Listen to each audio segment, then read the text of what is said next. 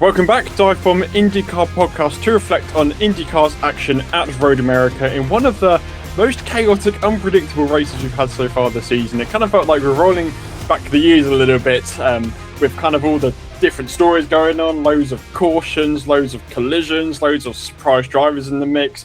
Unpredictable all the way through who would win right until the final lap when we had a final lap shootout.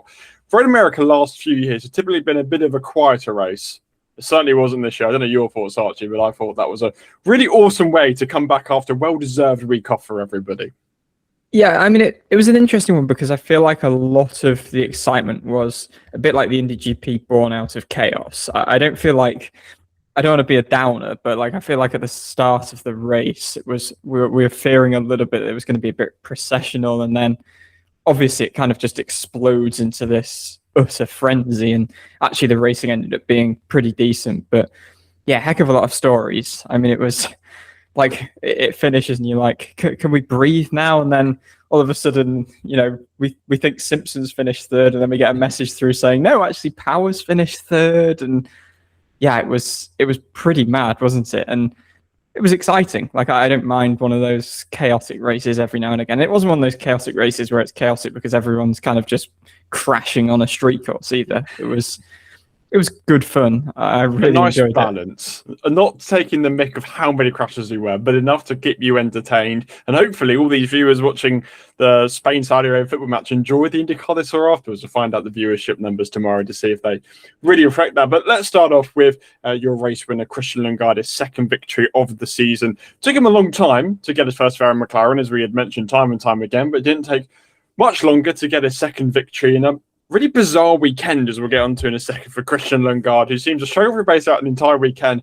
Ended up being last on the end of lap one after colliding with Scott Dixon, which dislodged his front wing, which in turn gave him a puncture. And from that point, it was like, well, Lundgaard's day's ruined.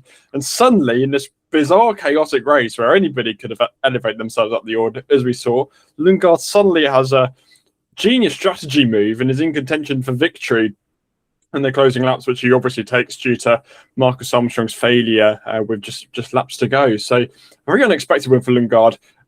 One, in general, because McLaren just seemed to struggle with pace, and two, especially after lap one, where he had a ailing front wing and a puncture, and all of that to recover to victory. And he continues to really cement his road course form. Like, I don't think this was it's the most impressive road course race of the year. I mean, in some ways it was, in some ways it wasn't. It's just the nature of this race.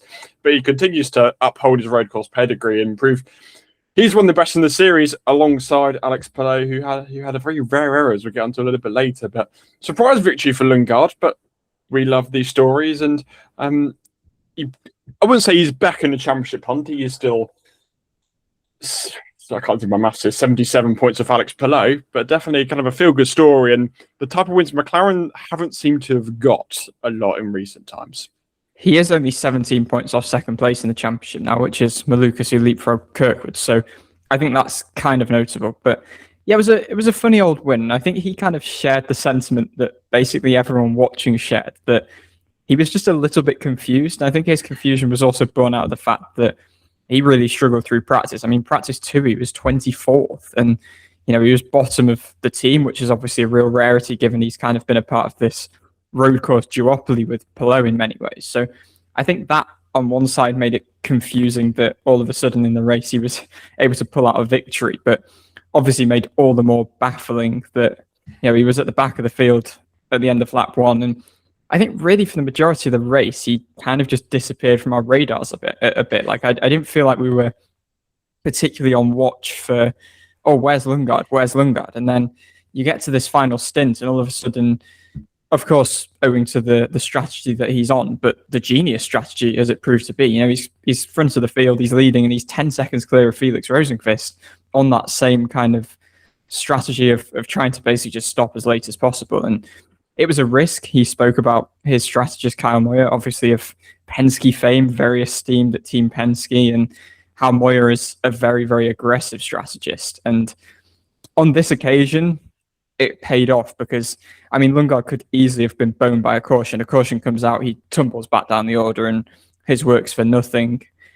But here, it really paid off. And, you know, I know there was obviously fortune at the end of it, and you kind of have to feel for Meyer Shank Racing because Armstrong was going to win this race, and before him, Rosenqvist was probably going to win this race, and then he got screwed by a caution. But ultimately, Lundgaard was kind of the orchestrator of his own fortune. It was a tremendous drive and a tremendous execution of a tremendous strategy, basically. And I guess for him, it's kind of retribution for Barber, where he felt like he could have won if he hadn't had that pit stop blunder. So ultimately, maybe this has been a little bit gifted to him, which feels weird to say because he's still driven from the back of the field and was going to finish second. It just felt like a kind of anticlimactic, slightly, I don't know, I guess unsatisfying way for him to take the win, but super, super impressive nonetheless.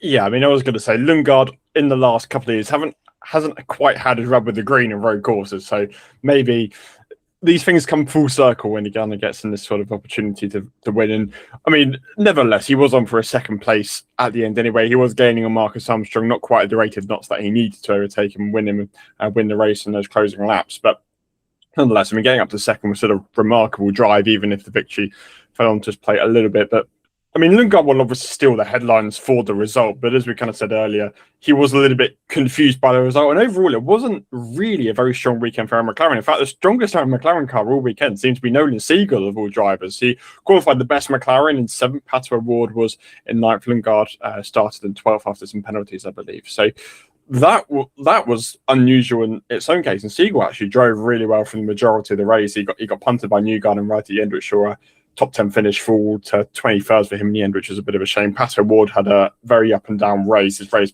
really came apart when he was running a top 5 because on lap 31, just after the caution came out, they still pitted, which forced him to restart at the back of the field, and then he was kind of off strategy and had to avoid his teammate spinning at the end, which saw him finish 12th in the end. But I mean, all round, like, pace hasn't really been there for McLaren, as we've said a lot of times this season. Like, they're not rolling into weekends particularly quick, and this kind of felt like the weekend in general. O'Ward and Lundgaard were really unhappy at things, and interestingly, Siegel was the one who looked the most comfortable, which is not something we're used to saying. But like, ultimately, the result covers up what seems to be just continuing underlying cracks in that organisation and general performance at the minute.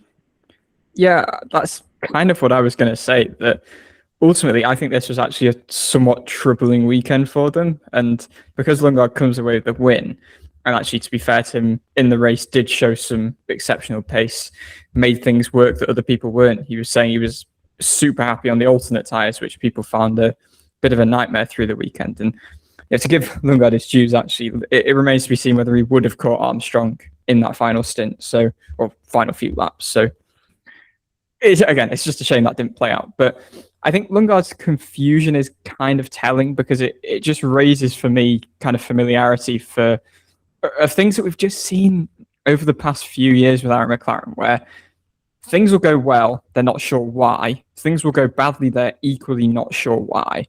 I felt like last year some of that started to be eradicated, yet all of a sudden this year, this kind of mystifying weekend has come back into the equation. I mean, O'Ward was desperate at points early this weekend. I mean, he went and ran the alternate tyres in second practice, which just isn't done because he was in such a bad spot, and ultimately transfers. But I think it does raise some alarm bells that Siegel has some, I mean, credit to Nolan Siegel, of course, but the fact that suddenly it flips on its head and they're kind of two, front-running campaigners are struggling, especially given that they tested at Road America. They were one of 5 teams to run in that private test the week prior to the race weekend. So, yeah, that was a bit interesting. I do really feel for Siegel because he did put together an exceptional weekend. But yeah, there's just this continued sense that we've spoken about the past few weeks on the award side that there's a bit of deflation. I know obviously there's misfortune, and I think it was quite telling that he basically minutes after finishing the race was on Twitter ranting about said misfortune. But I think that just speaks to the irritation, agitation, however you want to put it, he's feeling at the moment, because it does just feel like they've taken a step back. Lundgaard said in the press conference he feels like O'Ward's taken a step back, which I thought was a particularly, alarming comment to make. It was frank from him. It was honest to say, and yeah, just they're in an interesting spot. And I think this win I just think confusing is a very apt word for just everything surrounding that team at the moment, to be quite honest. Yeah, I mean, it's an interesting point you made in award because he was on Twitter pretty much instantly. And look, he was unlucky, as I said, with that pitting under caution. That seems to be a bit of a strategy error and then getting caught out by Siegel. Like, he was on for another top five, but execution just seems to be that recurring problem. And yeah, just adding your Siegel point, I do feel very bad for him because it was comfortably the best weekend of his season, if not maybe even his career at Aaron McLaren. And it ends up being a 21st on paper with no advancement in the championship, which is what he needs. So, real shame there for Nolan Siegel. But I think on the other side of the coin, we really need to touch on Marcus Armstrong, who was on course for his first career victory. That's the second time we said that this year after the Indy 500. And he obviously said he didn't know if Lundgaard was going to be able to catch Armstrong. It felt like as time went on, it's less and less likely. I think Lundgaard was pretty much 2.5 seconds behind with 3 laps to go. So it would have been pretty difficult to catch him from that point. Not impossible, but Armstrong seemed to have enough in the tank. And yeah, I mean, through absolute no fault of his own, he lost the victory for a mechanical failure, which is just absolutely heartbreaking. I don't think there's any other words you can use. Like, you know, he had done nothing wrong. Like, they played the strategy completely correctly. He was the one who'd pitted with Pelot just before the caution came out for Christian Rasmussen stopping on the front stretch. He was a big winner there, which catapulted him into that position. And from that point on, he did exactly what he needed to do, and it was just incredibly unfortunate. And you just have to feel bad for Marcus Armstrong. I will say he took it very well in his post-race interview. Like, he could have been very emotional about it, or been very angry about it. But I thought he came across very mature and professional in that moment, which I think was very indicative of him. So, yeah, just what a huge shame for Marcus Armstrong. Like, to see, like, he was obviously gutted after Indy 500, and I don't think this compares, but this must be just devastating to lose his first race victory for absolutely no fault of his own. And I think the difference here is obviously after the 500, I mean, he was obviously running through his head all the scenarios of what he could have done differently. He was kicking himself about that, and ultimately he was kind of in a hole and couldn't have done much differently. But you're always going to think that as a driver.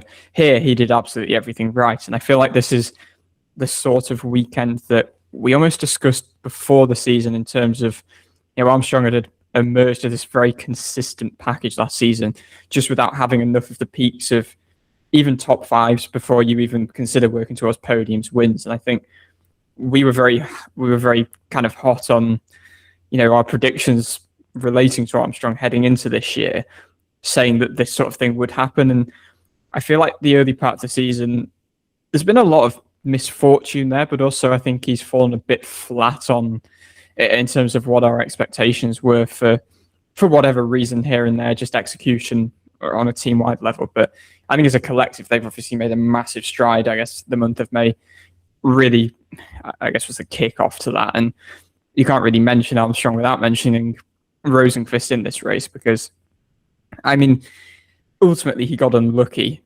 by, being out there in the race lead when the caution comes out and tumbles down, I think, to 11th. And that was at the point where Pelot had just served his drive-through penalty for speeding in the pits. And such is the misfortune for Rosenqvist, the fortune for Pelot. Pelot restarts 8th and Rosenqvist is down in 11th when it looked like Rosenqvist would have a chance to kind of run away with the race. And I think you could just say they probably risked it a bit much by, once Pelot pits, you just pit the next lap and don't risk being caught out by a caution. And they extended an extra lap, and you're putting yourself in the danger zone, as people always talk about. And ultimately, it is still unlucky, but you kind of got to cover for that when you have a comfortable lead and you look like you are hurtling towards a race win. So for that team, the weight goes on to win a race that isn't the Indy 500, incredibly. I mean, he was incredibly close to pit lane. I mean, he must have been a few hundred meters away, if that. So he reacted well. Yeah, you're right though. Like, they always speak about it. Why take that gamble when you know that your main competitor is basically out of the running? You've got a free shot of victory. So yeah, a slight strategy area there. They might kick themselves and learn from that lesson. But it's crazy to think Marchand Racing should have won 3 races this year, because it's easy to forget Rosenqvist run at Long Beach as well, which he was pretty unfortunate not to win as well. So, I mean, they've clearly made an upturn in form. Consistency still lacks them a little bit. That's, I think, quite clear to see. But generally, they roll off pretty well and look competitive every race they go to. A lot of talk this week as well, kind of triggered by reports from Marshall Pruitt that at least one of their drivers will probably change for next season. Rosenqvist's 500 win seemingly has put him from being under threat of maybe not returning to Meyer Shank for performance reasons after a tough start to the season to now being sought after by the big dogs, supposedly. So that's an interesting one to watch. And likewise with Armstrong. I mean, he's supposedly sought after as well. So does he want to kind of keep that Ganassi link and step up to that team leader?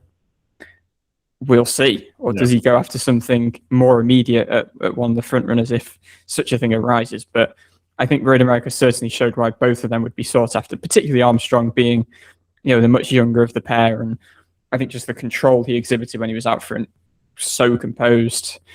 He looked pretty unflappable, really. And yeah, obviously it's just wretched what transpired. And you can't help but be gutted for him. Yeah, I mean, we'll speak about the drive market more as the season goes on. If you haven't already, read Marshall Pruitt's piece about the driving market to kind of give you loads of context. But yeah, a lot of it seems to centre around Felix Rosenqvist at the minute and where he decides to go for 2027. I can't believe we're saying that already. 2027, we're looking that far ahead. That seems wild to us, but let's not wish the season away. Let's go back straight onto Road America. And yeah, Rosenqvist finished 8th in the end, which isn't a disastrous result. It's not a top 10 finish, but again, if he pits that one lap earlier, he probably wins the race. He's actually up in 6th in points now, so back where he finished last season. Yeah, although there's only he's only 1 point ahead of Newgarden in 8th, so it's pretty condensed at that. For sure. But he's only 9 points off Award for 5th, so all very condensed there at that point in the standings. But I mean, let's go on to Alex Palou. You mentioned him because he dominated the opening part of the race as he always does. I mean, let's start off with Saturday, a 5th pole position in a row. I think Palou's had pole every single day since May the 9th or whatever it is. He's on like a 45-day streak of having a pole position at the minute, which is wild. And just on that pole position thing, and I know I'm just updating this after every race now, but he now has 3 times as many pole positions as he started last season with. So in a year and a half, he's gone from 6 poles to 18 poles. And kind of to me validates why I think it was Detroit in the press conference when Power was on the front row with him.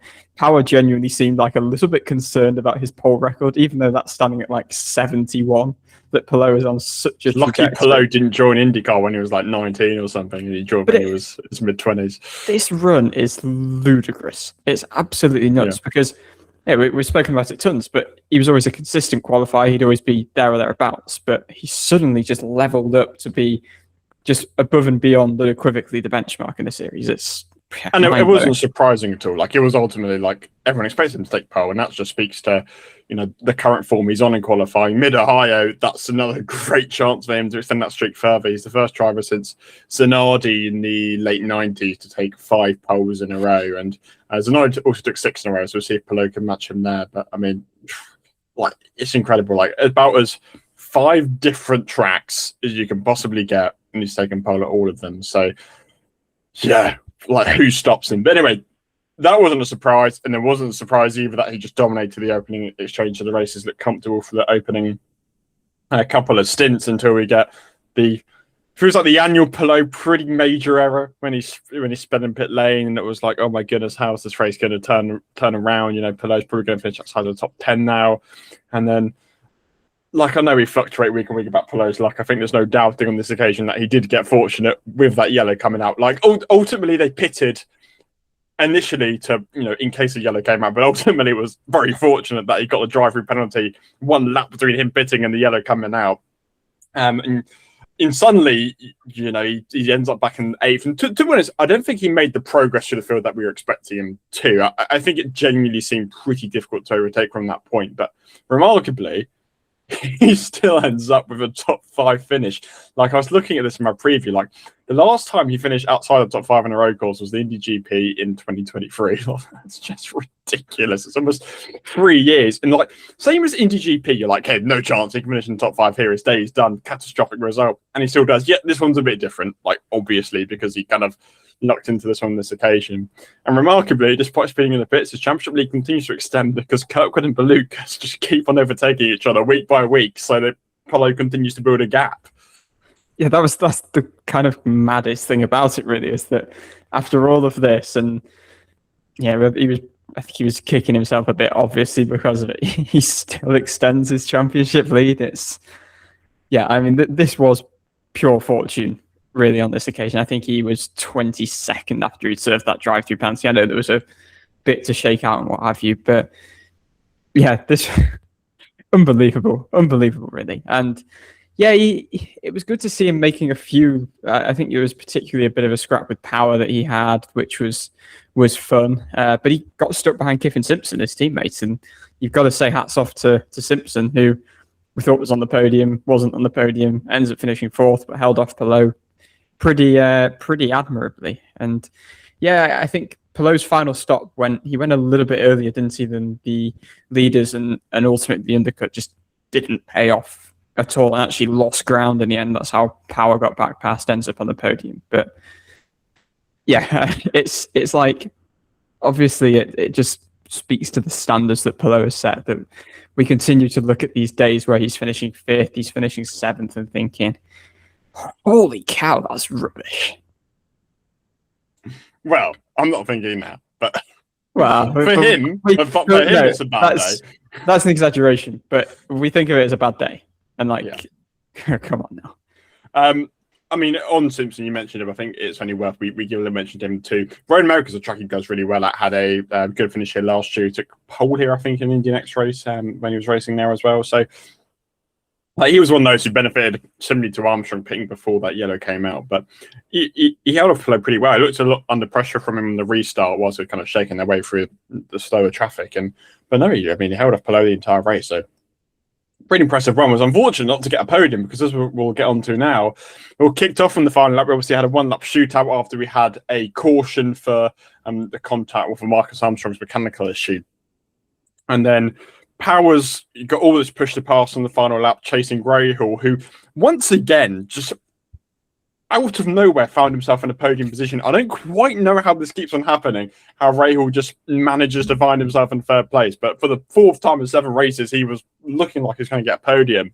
And as you saw, Power just went to the back of Rahal going into Canada corner. Like, if we touched on the incident, like, in my mind, it's just one of those. It's a 50-50 one. Like, ultimately, I can see why both people are frustrated. Rahal ultimately, Power was behind him, and ultimately Power was never really going to get around the outside of him at Canada corner. But when you look at Power's on board, Rahal does kind of move across his line. So ultimately, I think race direction made the right call. No need for a penalty there. It's a bit of a 50-50 one there, and obviously Rahal is just unfortunate to be the big loser in that occasion. So I don't know what your thoughts are, but that's what I saw in it. Rahal did get a blocking penalty for that last lap, but I assume it wasn't that incident. Yeah, they said no further penalty on the blocking. I guess that's because he was in the gravel. But yeah, I don't know whether that... I mean, I assumed it was for that incident, but I don't know. We'll have to wait until the IndyCar officiating report comes out. But because I don't know. I think I would put that like 60-40, 70-30 on Rahal ultimately, because I don't think you can wholly place the blame. Yeah, ultimately, Rahal instigated it. But I don't think you can wholly put the blame on him, because he can't expect Power to be going for such an audacious move and having such an almighty run. Ultimately, it was the mother of all runs, because Power had obviously just made that error heading onto the backstretch. So yeah, that's my defense of Rahal. But ultimately, he has moved across in the braking zone.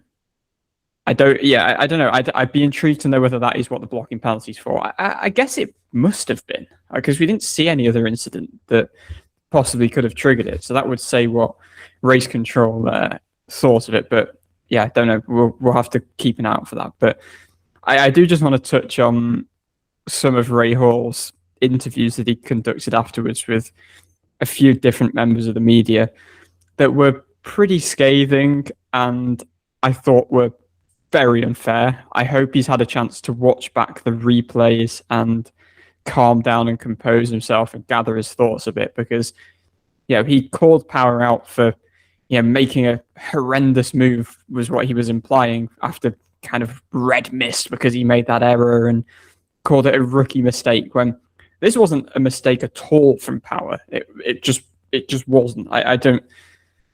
I personally just wouldn't place blame on him. I know I say 70-30, but I guess the 30% is kind of racing deal, 70% is Rahal. No, from Rahal's perspective, ultimately Power doesn't need to make that move, which I guess is where his proportion of blame comes in. Yeah, Rahal made some interesting comments as well in these interviews, saying that he was surprised Power was fighting like that for third and fourth place, but you're fighting for a podium. Like, it's not like he was acting like he was fighting for 15th and 16th. So that was interesting. Other things that Rahal said, because he said some things that I thought were particularly questionable, said you're allowed to block, particularly on the last lap. The penalty would suggest otherwise, Graham. I am afraid. He also said that he feels like Power's driving like the pressure's getting to him because he's been given a big money deal from Andretti. Again, I feel like that's pretty unfair and a pretty almost disrespectful thing to say. Yeah, I don't know. He was acting like Power's done something intentional out of desperation, and I just don't think that's true. He also, in these interviews, had a dig and a moan at IndyCar for reordering Power back to third, and said that loads of people are apparently disillusioned with IndyCar for some reason. And we also had the classic complaining about his car was lacking power. We've heard that one before. That's a good pun there. His car, I bet he wished his car was lacking power in the final lap. Yeah, so I kind of feel like I've gone around in circles a bit there in terms of kind of pinning the blame for that. I think ultimately, yeah, it is a tough one. I think I would go 60-40 in Rahal's favour. But again, that 40, I don't really feel like Power did anything wrong. I think it. Well, I don't think Graham did absolutely loads wrong either. I don't think he did tons wrong. I think he probably could have been more aware because it did look clumsy, the aggression with which he moved over. Yeah. Yeah. As I said, I just think it's one of those racing deals, like, unfortunate more than anything else, really. I would encourage people to keep an eye out for the IndyCar officiating report, see whether that was what he was penalised for blocking and kind of the rationale behind that. I mean, up until that point, it's been a pretty catastrophic weekend for Rahal. I mean, he qualified 20th, so I guess it was good for him to get in that position. But I mean, that came more through strategy more than anything else. Like as we said, if you pitted before the yellow, you were going to be in a pretty good spot. Is the reality of it. I mean, after practice one, he calls his car diabolical. So to have been in the fight for third was, I mean, it was kind of a bit like Lundgaard to an even greater extent, like pretty damn confusing. And I think his teammates, I guess their position this weekend, particularly Louis Foster, who was on pole last year and was just a real non-factor qualified. Did he qualify 24th in the end? 23rd or 24th? And then I think he raced his way to... Dan's saying 23rd, thank you. Raced his way up to 14th. So, you know, again, a decent recovery, but a pretty striking downturn for that team from last year. And Schumacher kind of looked like the top guy, but then didn't quite deliver in qualifying. He was kind of there at points in the race, but faded a little bit. And yeah, just a bad weekend for RLL, obviously, given they are so strong usually on road courses, and a bad weekend where Rahal could have still almost finished third. So I guess that's progress. But a good win for Power ultimately. Like, these weekends have been hard to come by, these sort of results, and I don't think it was actually a great weekend up until that point. Again, just a bit before the yellow, which folded him into that position. He qualified okay in 10th, but he never really seemed like a big factor in the race. But second podium of the year, obviously, after owing to the second top 10 in a row, which I didn't feel like would be an accomplishment for Power, but come with the season he's had, I think we're pretty happy with that, to be honest. So, like, Andretti seemed to just generally that pace. Like, Kirkwood was a bit nowhere all weekend. He didn't even transfer to the Fast 12, which was pretty disappointing. He ended up in 10th. That's not where he finished on the road. Newgarden got penalised later on. And then Ericsson was a bit better, to be fair. He qualified in the Fast 6, but I think he had some troubles in pit road and generally just didn't seem to have the race pace. I mean, road courses just continued to really let Andretti down a little bit. And it's just not something which has really improved. Like, sure, overall package has improved, but the road course package still hasn't really made the development it should have done. Ericsson also got screwed by Grosjean at one point, who just ran him entirely off the road and lost a lot of positions from that. I think he maybe got unfortunate on the cautions as well. I could be wrong there. Maybe mistake. He didn't pit before the caution, so yeah, on that 31, so probably so. Yeah, he did indeed. But yeah, Kirkwood, we barely saw any of him really. So particularly given Andretti were one of the teams to test and all that we've heard that they are from the drivers that they are improving on road courses. I think it was a bit of a troubling weekend because, as you say, like Power wasn't necessarily there finishing third purely on pace. So yeah, one to ponder for them really, because that was really the talk of, particularly after Pelot's taking it to them so much on the street courses. They're at least like, well, we've made big gains on short ovals. Clearly they have. Ericsson shared that at Gateway. We've made gains on road courses, but I think the jury's still out on that one. And I mean, Power did almost throw the podium away when he ran wide, obviously before the whole Ray Hawker kerfuffle. Running wide, I thought that was another podium that he'd made an error and was going to be denied, even though he would have still finished fourth, which still would have been great for his season. But yeah, it's a good day for Power, but I think Andretti are kind of in that Aaron McLaren ballpark where they've got a good result, but there's also a bit of debriefing to do there. So remember how we spoke about ages about waiting for Christian Lundgaard to get a first victory? He's now definitely passed the baton on to David Malukas, isn't he? I mean, it's Malukas' third runner-up spot of the season. Is that his fifth in his career, I'm tempted to say? Let me verify that. It is his fifth second place in his entire career, his 7th podium. Still waiting for that first win. This one, to be fair, wasn't one which he felt likely to win for a lot of it. Like he did qualify in the front row, but he didn't really seem to have front running pace. He was one of those to pit before the yellow, which kind of saved his race a little bit, but ended up back in second. Didn't really have any challenge for Lundgaard. I mean, it almost looked like a points he was under threat for Rahal, if anything, losing the podium's position at the time. But just another all-round really good weekend for David Malukas, as we keep on saying. Like Detroit was difficult. He said Gateway maybe wasn't as good as maybe we were expecting, given his history there. But he just continues to really shine compared to his teammates and just bring home these results, qualify really well, and just continue the form we've really seen all season. It's just a compliment to him that we don't really need to elaborate on his weekends too much anymore, just because he's doing this so often.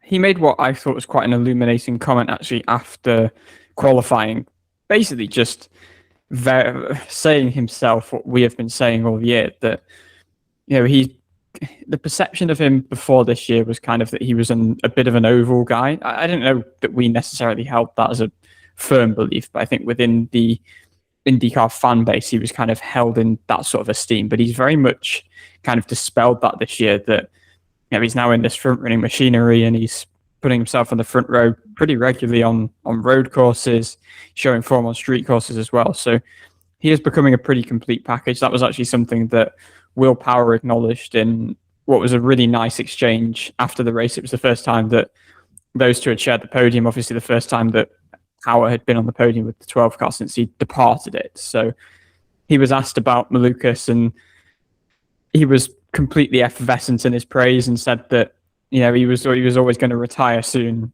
anyway, and he thinks Malukas is absolutely the right guy to have filled those boots. So that was really nice. You can read about that actually on the DIVEBOMB site. I did a bit of a write-up on that, so if you want to read the full story, kind of the full exchange there, that's well worth a look. It's a pretty brief piece, so I would look at that because it was just really nice to see that there was no, obviously there'll be bitter feelings from Power in terms of how his time at Penske ended, but there's clearly no bad blood between those two, and he's very much in support of Malukas, which I just thought was lovely.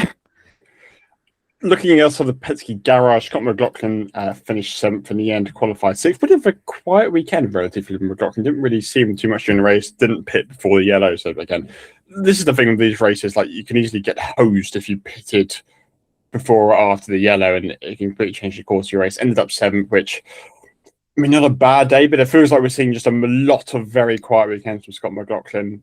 Pretty much every race this season. Like, not many of his results are bad. I mean, he's inconsistent, but like it feels like when he's getting top 10s, we don't really seem to see it. I mean, his wait for a win is now nearing 2 years. It was Milwaukee. I think it was the second race there in 24, the start of September. So, yeah, that's probably starting to weigh a bit. And actually, we caught up with McLaughlin in a midweek media availability to ask a little bit about how he assesses his season and also about that winless run and how he manages it as a driver who has obviously had so much success in his career. Cheers, Dave. Hi, Scott. Just to kind of follow up on your first answer to Zion, you say it's kind of a B minus you would give yourself for the season. So obviously there is a bit of a gap back to the championship lead again. So where do you kind of assess some of that deficit might come from, and ultimately how are you kind of going about trying to claw back that deficit? Yeah, I mean, I think the one where we probably, Indy GP was a bit frustrated, and I felt like, we were didn't qualify well, and they got caught up in some stuff that damaged our car, and we didn't really we couldn't really execute that well. And then Detroit, we let one go. So, I felt like, St. Pete, we had a car that could have won for sure. It's just the way that the strats worked out as well. Like, there's a lot of, we've been in position or been there or thereabouts to execute. And I feel like we have. It just hasn't really gone our way. So, or we haven't had the outright pace, which we're working on at the moment, and especially I think between myself and my new engineer role, who's been fantastic, and I'm really enjoying working with him. We're just trying to find that special sauce, and I think I can countless days at the simulator. The way that we're working, we've got a couple of test days coming up here, which is going to be really big for me moving forward. I think that's going to be a big thing. So. Yeah, I think it would be a high grade if I had won, or maybe it got a couple more podiums. But at the same time, it's not a bad grade, I don't think, because I think I only passed school with B minuses. I was never an A grade student, so I'll take the pass grade and move on. And kind of on that kind of thing you raise about not winning a race, obviously it's getting on for a couple of years now. So when you are so used to winning, whether in IndyCar, whether before coming over to IndyCar as well, kind of what sort of effect does that winless run have, and how do you just kind of manage maybe any agitation that comes with not being in victory lane?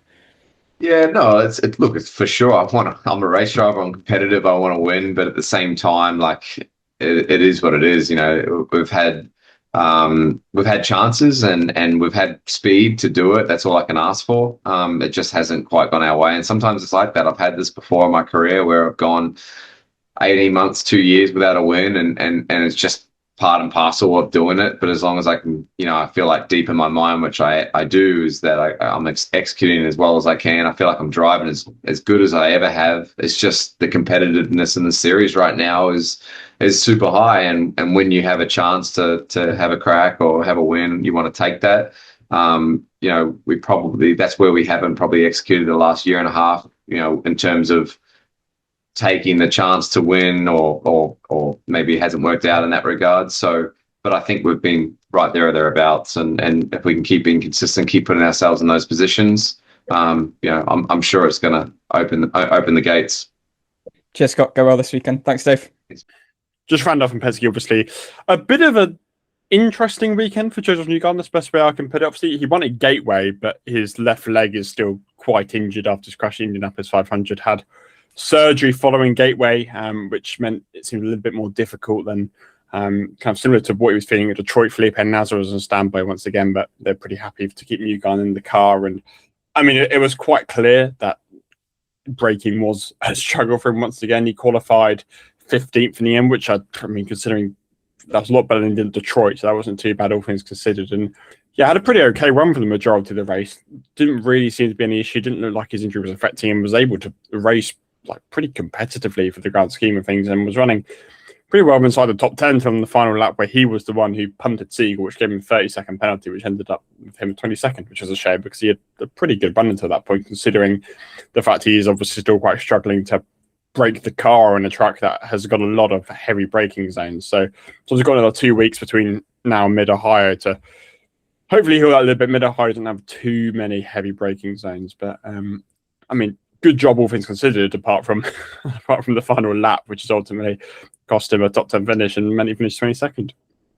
And cost him quite dearly in points as well. I think he would have moved up into the top 5, obviously, and probably with a bit of a buffer actually back to O'Ward, who O'Ward now actually trails Lundgaard by 40 points, which is quite significant. But yeah, Fox was speculating, I don't know whether it was ever confirmed, that Newgarden was right foot braking, which is quite something, really.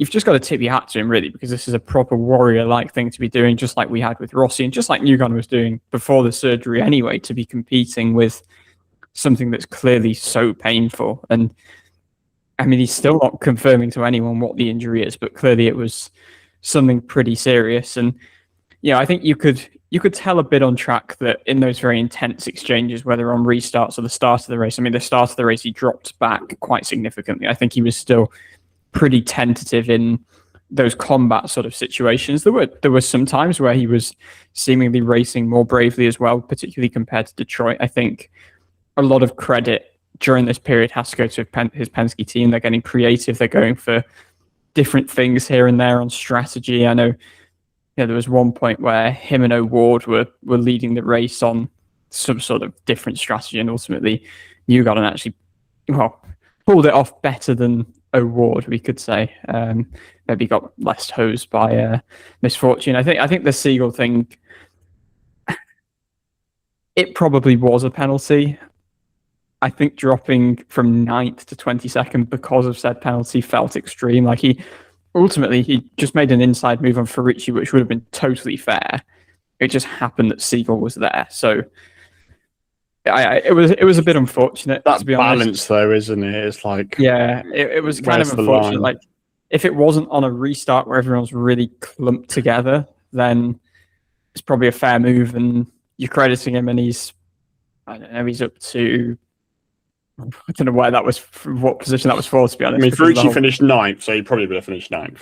Yeah, probably was 9th. But 9th, like, ultimately, he still finished 9th on the road with a pretty serious injury. So I guess you've got to give him credit for that, regardless of, ultimately the way it came undone at the end. And yeah, has cost him in points, because I think a large part of why he's probably carrying on racing through this is because he's in a more competitive position points-wise than he has been for a little while. So yeah, I think that would be a bit of a bummer for him, to be honest. Probably be a bit frustrated. So let's go over Road America's running orders. So Christian Lundgaard was victorious ahead of David Malukas in Will Power. Kevin Simpson was 4th ahead of Alex Palou in 5th. 6th place, somebody we haven't mentioned, Alexander Rossi. He started right at the back in 25th, ended up 6th. Bear in mind, he is still injured from his Indy 500 crash, seemingly to not the same extent as Newgarden is. It seems like both his feet are in pretty good operation at this point. Ended up 6th. I mean, we'll probably get onto it when we touch on Rasmussen, but he was a very big winner of Rasmussen's caution, which looked slightly suspicious if we're putting it lightly. O'Ward said something in some Instagram clip about race manipulation. Yeah. So no comment. I mean, it looked a little bit suspicious as Rasmussen was pulling down the pit straight when he could have pulled into pit lane because his engine had probably gone well before then. But hybrid. Tim Broyles was adamant that no, he had to stop on track because it shut down immediately. But yeah, another hybrid issue. But we'll get into that when we speak about Rasmussen. So yeah, I mean, bit of a whirlwind, but at the end of the day, good result from Rossi. I mean, he lost a couple of spots in that final pit stop exchange. Could have been done for a podium otherwise. McLaughlin was 7th ahead of Rosenqvist. Ferrucci, a rare top 10 in the minute in 9th place. Yeah, just his 3rd top 10 of the season so far. Kirkwood was in 10th ahead of Dixon in 11th. Another very difficult day for Scott Dixon. I mean, he lies 10th in points, but he hasn't finished in the top 10 in each of the last 4 races. Pato Ward was in 12th ahead of Marcus Ericsson in 13th. Louis Foster was in 14th. Romain Grosjean was 15th. He caused one of the cautions after his pits after his wheel fell off, but he ended up, because so many people got a penalty, he ended up in like 17th after the caution he caused. But then he got a penalty anyway, so it didn't matter. Yeah, but anyway, he got a penalty for the thing that caused the caution that somehow maybe helped him. Which was a very amusing set of circumstances. Kai Collett was 16th, which felt a bit unjust because having a pretty good weekend until that point. Yeah, I was impressed by him, and I know the Fox booth kind of waxed lyrical all weekend about him, but he was up there every practice session. He was one of the drivers. 5 teams tested at Road America: Foyt, Carpenter, RLL, Aaron McLaren, Andretti. It felt like a lot of that didn't really translate, and Collett, along with Siegel, to be fair, Ferrucci as well, I think the whole Foyt squad seemed to translate the best, really. I mean, he looked right at home from the outset in practice. He was up there every session, translated to qualifying. Probably should have made the Fast 6, really. Probably would have been disappointed to have started only 8th place in the end. But yeah, it was looking good even early in the race, was kind of getting his elbows out and standing up to some pretty big guns in terms of drivers. And I think he had a bit of a fueling issue on his first stop, and from that point never really recovered. But more promising signs from Collett, even without necessarily having the results to show for it. It's been a good run of races since the Indy 500. Still lacks that first top 10, but I'm sure that will come pretty soon. Mid at high is when it's gone out pretty well in Indy next. I'm not really sure how much that translates, but that could be one to keep an eye on. He has won there before. He's doing it on all types of tracks as well. I know people obviously thought 500 Gateway, they were obviously pretty standout, and being ovals, I think people look at him like, I don't know, is he another Malukas type driver, Rasmussen, who's starring on ovals, but he's also showing what we're seeing from Malukas this year, I guess, to a much lesser extent, but in the very infancy of his career, showing to be, pretty nicely well-rounded. Schumacher was 17th ahead of Hungaro's pair of VK and Rob. Hauger ended up 20th. He had a few issues around the same time as Grosjean did. Siegel finished 21st after being spun by Newgarden. Newgarden finished behind him. And then Rahal, Armstrong and Rasmussen were in on finishes. Now, I do have a couple things to say on Rasmussen. Firstly, a better road course race. And we've spoken about this a lot in the last couple of weeks. He didn't qualify great, but he was running within the top 10 before he had his issue. And we've spoken in depth about how he needs to become a better road course racer. This was a trend in the right direction. I don't know if you've got anything else to say on that, but this was encouraging. No, to be honest, I just want to speak about the fact that we had a hybrid issue, having had the hybrid boost turned down because of all of the hybrid issues. We've been having kind of so many hybrid reliability problems that supply issues have started to come to the fore. So they've decided to turn the boost down, and we still have another hybrid issue. So we have this big heavy thing that is clearly damaging the racing in races where there is not chaos, because as I said at the top, this was shaping up to be a bit of a processional race before things kind of kicked off. And even, when you had Palou getting stuck behind Simpson, and he's the guy who's mastered having the hybrid weight and the balance that brings the most, him not being able to pass, that was pretty telling. So we've now got this big ballast in the back of the car. And the one thing that was like a minor positive in terms of the boost, which was supposed to kind of negate all of this weight, they've reduced that as well. So that's happened, and it's still failing. So it's going well on the hybrid front.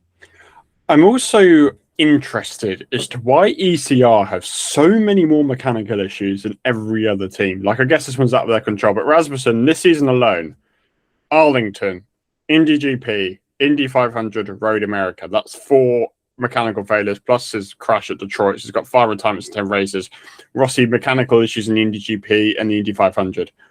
Why are they having so many more than everybody else? Rossi set on fire in the 500 and Detroit as well. I think they changed his fueler, I remember hearing on the broadcast as well. So that's... And Rossi took an engine penalty, didn't he? As did Ferrucci. Yeah, that's actually... engine again.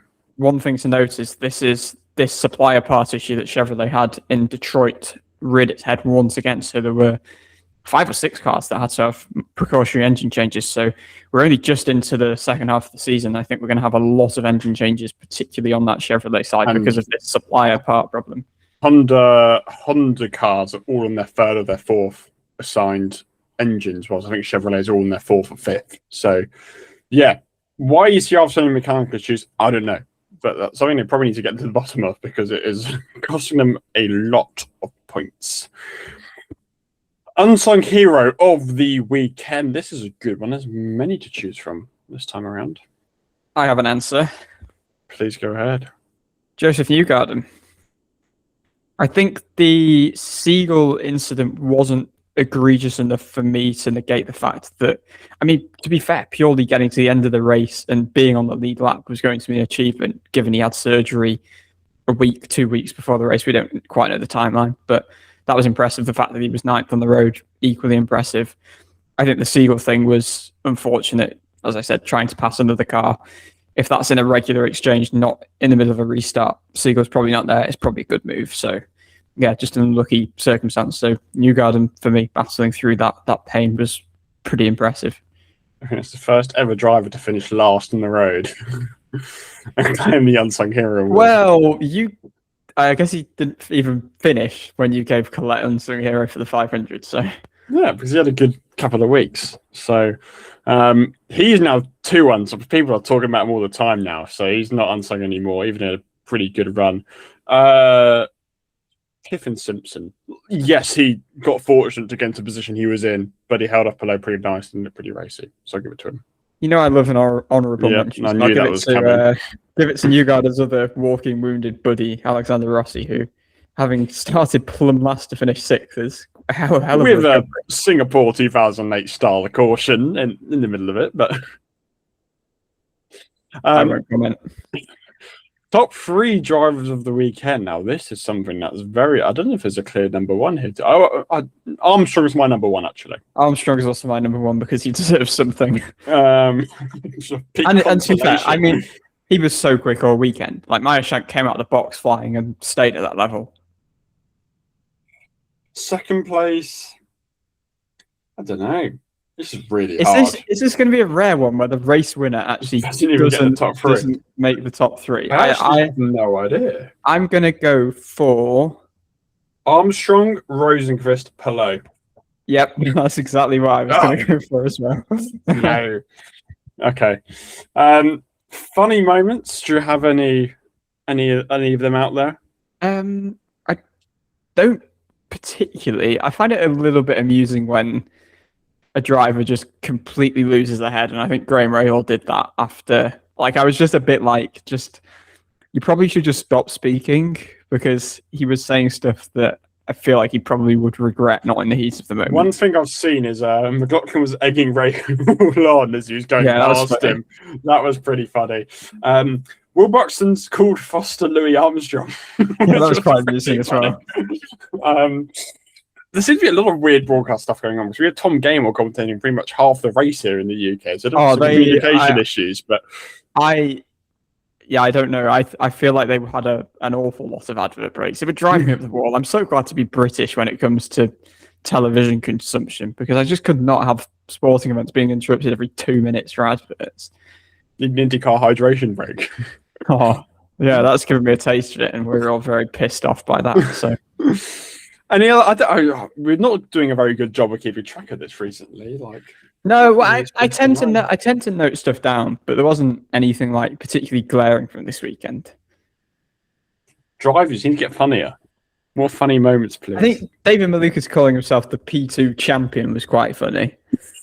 There was posting some good memes about it in true Malukas style. Yeah. My favourite Malukas thing is, this was years ago when he was at Coin, but there's an image of him making his own winner graphic. And I'm waiting for that winner graphic to be published one day, which is going to be really, really funny. Let's go on to predicted tournaments. I know there's a Lundgaard winner this week, and that individual will be very proud of themselves as we get on to. So we'll come back to you with the scores, and we'll do the fastest predicted tournament, and then we'll come back to you with our Mid-Ohio predictions. Okay, let's get on to our podium predict tournament. Pretty low scoring week with no Malukas or Power predictions, but there were quite a lot of Lundgaard shouts. Everybody apart from one person predicted Lundgaard. So that one person was the Righteous, who predicted Pelot, Dixon and Armstrong. 1 point for... By the way, there were a lot of Armstrong shouts here, so a lot of people have been robbed of some points. Archie, you were one of them. You put him in third. The Righteous put him in third, and the fans put him in second. So a lot of lost points this week for Marcus Armstrong. So the fans put Pelot, Armstrong, Lundgaard, 1 point for Lundgaard. James very similarly went for Pelot, Kirkwood, Lundgaard, so that's also 1 point. Myself and yourself, Archie, both put Pelot and Lundgaard as the top 2. You put Armstrong, I put Kirkwood, so 2 each for Lundgaard being one off. Similar story for Tom, who put Pelot, Lundgaard and Rosenqvist in third. But the big winner this week, I say big winner, then he got 1 more point than everybody else, was Will Buxton. After a very bad run of form, predicted the Lundgaard win, as he was very proud of on social media pre-weekend, and it turned out pretty good for him. I mean, he almost got Rahal too. He almost got 6 with a Lundgaard Pelot Rahal shout. So well done, Mr. Buxton. He was very like, Lundgaard is the best road course race at the minute. All like laughing a little bit. Have you not seen Pelot? And suddenly Lundgaard wins. So fair play, Will. We can only laugh at ourselves, I think, for that one. So looking at the standings, Writers are on last with 24. Will is on 26. And then a bit of a jump to the fans and Tom on 29. And then James is on 31. Then it's myself and you, Archie, still tied at the top for 33. I'm still ruining my gateway. Yeah, that was a 5-0 swing for me. That was a big swing. After my last-minute prediction change. Yeah. Okay, let's get on to our fast 6. So we went for Pelot, Lundgaard, Kirkwood and Malukas the same. You went for Rahal and Foster. I went for I went really badly. Yeah, that's why I always play this pretty safe, because... But I thought this was safe because they've been really good on road courses, and Foster was on pole last year. True. Anyway, Pelot made it. Malukas made it. Kirkwood didn't make it. Lundgaard didn't make it. Award didn't make it. Armstrong did make it. So I, for like the 18th week in a row, gained another singular point on you. Yeah, it's pretty frustrating, to be honest. So I believe it now goes to 30-25, owing to that 3-2 victory. So it's getting in the one race margin, which is pretty big for the Fast Six tournament. You need I mean, given we've like never had a bang on, and you can't really go bold because there are always just gimmies. So yeah, might have to go for it Laguna Seca at this rate. But anyway, we'll get back to that Fast Six for Mid Ohio shortly. Okay, Fast Six time at Mid Ohio. Actually, a big week here. So as this has become a trend, how many do you think we've got the same? I reckon we've got 3 the same this week. Yeah, I'm going bold to say 3 as well. Okay, which is good. Like at the start, if you had 3 the same, it was a bit weird. Now it's like if you don't have 5 the same, that's gone. But we've never had 6 the same though, have we? That's really bizarre. No, it's going to be the one where we expect it to be different. So, okay, let's just kick off and say Polo because obviously that's going to happen. I guess followed by Lundgaard very quickly. Yes. I was debating not to put Lundgaard in there though, because he hasn't really qualified particularly well that consistently. But Mid Ohio, he was 5th, 23, 7th, 24, and second. No, it wasn't second last year. It was second last year. So I mean, it's pretty good at qualifying Mid Ohio. Yeah, but they've had struggles this year. But I have gone for him. I bottled putting Rossi. Ooh. Interesting. I was tempted to put Rasmussen. I was tempted to put Rasmussen. So I have to go bold. I mean, I was tempted to put Rasmussen, but I didn't in the end. So I thought going for Lundgaard might be bold just because he's not qualified that well, but apparently not. I mean, Award, by the way, is finishing the Fast 12 every race this year, which is kind of interesting. So I put him in Fast 6 Mid Ohio. Is generally a decent track for him, to be honest. Okay, I didn't. I went for double Meyer Shank. Oh, I went for no Meyer Shank. Wow. Okay, that's Look at us go. I was tempted to put Armstrong, but I put somebody else over Armstrong last minute. So who have you got so far? Polo, Lundgaard, Award. Malukas. Okay, yeah, Malukas. Another, who else? Who else have you got? McLaughlin. I don't have McLaughlin. Okay, nice. So we've mentioned 5 each. We've already got 2 different. So that's pretty good going. Okay. Who's going to break the stalemate? Marcus Ericsson. Scott Dixon. Wow. 3. Yes. So, hang on. We have some. Do we have any interesting? Oh, well, Malukas plus either of the Shank. Malukas versus Rosenqvist. That's a good battle already after the 500. Or maybe even more pertinently, Malukas versus Armstrong in the battle for first win. Yeah. So McLaughlin. No, because you need McLaughlin and Armstrong for Countryman. And but then, you could do Dixon and McLaughlin for Countryman. And Ericsson and Armstrong as Marcus's. Look at that. I was thinking Ericsson and Rosenqvist for Swedes. This has got very confusing. First, we've got battling for first win. We've got the Swedes and we've got the Kiwis. But on the other flip side, you've got your Marcus's, your Indy 500 finishes, and another combo of Kiwis. Your Scots! Look at that! How many combos have we got going on this week? That is unbelievable. That's incredible. End of year moments right there, I think. Stamp Brilliant. it, put it in. Come on, can we think of any more? Okay, hang on. Right. Rosenqvist, McLaughlin, anything in common there? I don't really think so. They've both recently become dads to girls. Specific, but okay, we can roll with it. Rosenqvist, Malukas, we have Indy 500 finish. Rosenqvist, Ericsson, we have our Swedish combo. Armstrong, McLaughlin, we have our Countryman. Armstrong, Ericsson, we have our first name. Armstrong, Malukas, battle for first win. So Armstrong's a very easy one. And then we have Scott Dixon, McLaughlin, first name. Dixon and Malukas. Dixon and Malukas. What do Dixon and Malukas have in common? Not much. Oh, this is quite hard, this one. And Dixon and Ericsson used to be teammates. That's pretty easy. Yeah, Dixon and Malukas. This is the only weak link we've found. Exactly. Out of 9, Dixon and Malukas is anyone that's tripping us up. We'll